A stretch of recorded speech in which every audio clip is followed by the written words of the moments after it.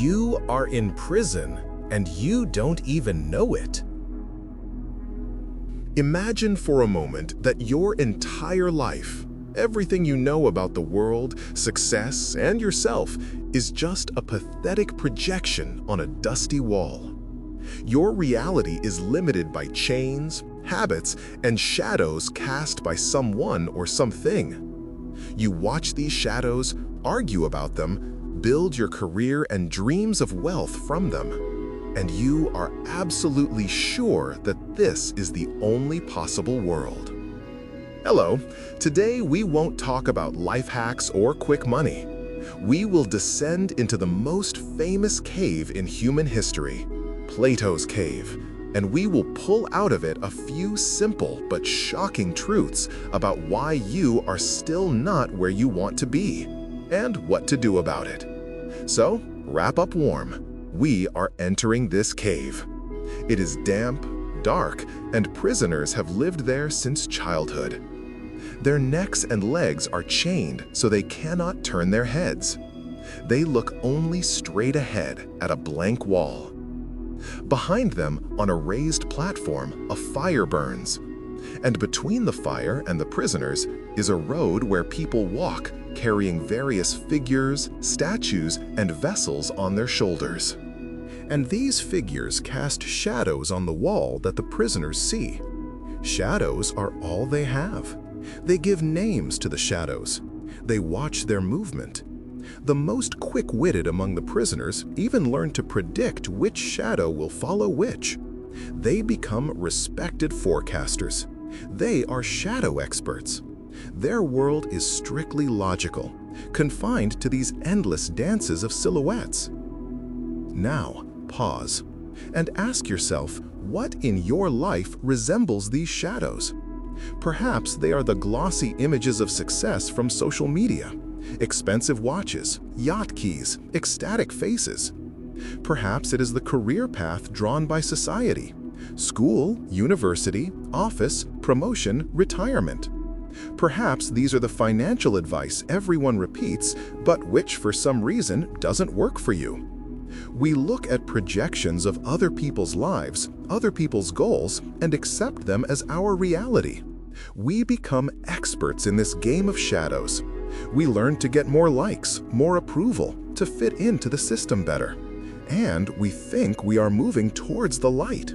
But we are only becoming more skillful at observing the darkness. Now imagine something terrible happens to one of the prisoners. His chains are suddenly broken. He is free.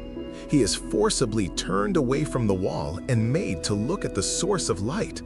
His eyes, accustomed to semi-darkness, experience unbearable pain. The fire hurts his vision. He sees these strange figures that cast the shadows. His brain refuses to believe. It seems less real to him than the familiar outlines on the wall. He wants to return to his chains, to the comfort of a comprehensible world. This is the first stage of awakening. Pain, denial, a fierce desire to return to the illusion, because the illusion is convenient.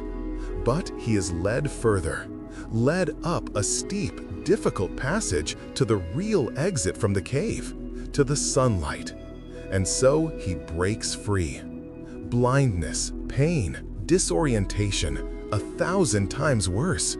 He can't make out anything. Gradually, his eyes adjust. First, he begins to see reflections in the water. Then, the objects themselves.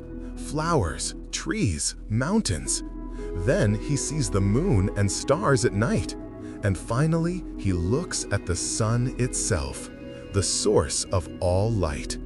He understands that the shadows were merely a pitiful consequence of a complex play between light and real objects. He comprehends the true nature of things. He gains knowledge. This is the moment of insight. In our lives, it looks like this. You suddenly realize you've been chasing something that isn't yours. That the job considered prestigious is actually empty. That money for status is a rat race. You see the mechanisms that were previously hidden. You see how real businesses are built, how emotions work in advertising, how financial markets actually function, not in theory. It's painful. It requires letting go of old beliefs. It requires solitude. You are that freed prisoner on the shore of the real world. But the story doesn't end there. Plato asks us the most difficult question: what next? The one who has known the truth, experienced the ecstasy of liberation, remembers those who remained in the cave, his comrades in chains, and he is overcome with pity. He decides to return. He descends back into the darkness, from bright sunlight into the gloom of the cave. His eyes, accustomed to the sun, now see nothing in the semi-darkness. He is blind again. He stumbles. And when he begins, stammering, to tell his former comrades about the amazing world up there, about the sun, about real forms, they look at him with mockery and pity. They see his weakness, his inability to navigate their familiar world of shadows. They think his journey has ruined his sight and his mind. They are convinced that trying to reach the light leads only to misfortune.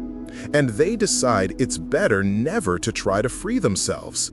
And if someone tries to break their chains, they, in Plato's words, will kill him. The return, that's where the real tragedy and the real challenge lie.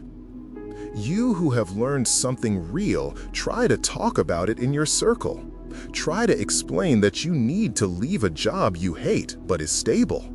That you need to invest not in a status car, but in education and assets.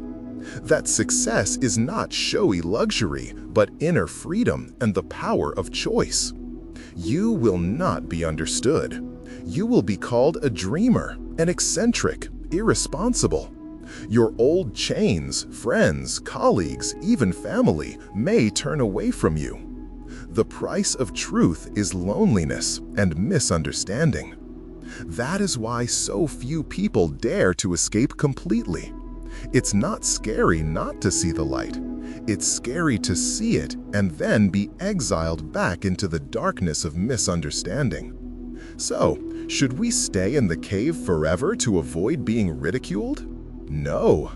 The whole point of the allegory is that even knowing the risk of return, ascending to the light is the only path to a real life.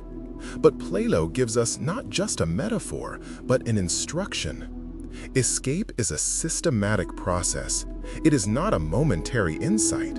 It is daily, painful work to turn your gaze. How to do it?